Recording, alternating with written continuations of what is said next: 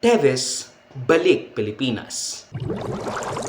After more than 2 years of delayed justice, bumalik na si alleged assassination conspirator and mastermind expelled Negros Oriental 3rd District Representative Arnolfo Teves Jr.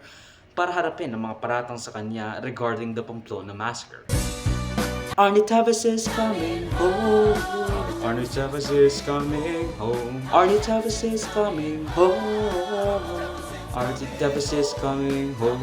Arnie Teves is coming home. Lord, he's been off to Timor-Leste for so long. In March 2024, Arnolfo Teves Jr. was found in Timor-Leste after a year of hiding kaugnay sa pagpatay kay Negros Oriental Governor last year. Anong motibo kung ngayon gagawin?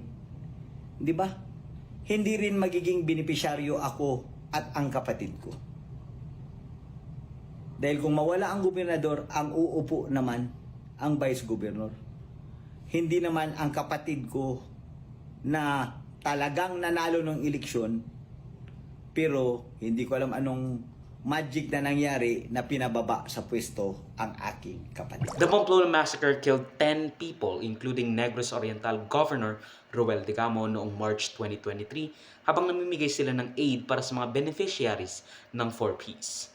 Idineklarang terorista si Teves kasama ang 12 pang individual kaugnay sa assassination ng isang prominenteng figura ng politika sa kanilang lugar. Shortly after idineklarang terorista, the House of Representatives voted to expel Teves Jr. sa kanyang posisyon at ang kanyang paghingi ng political asylum sa Timor-Leste, which basically means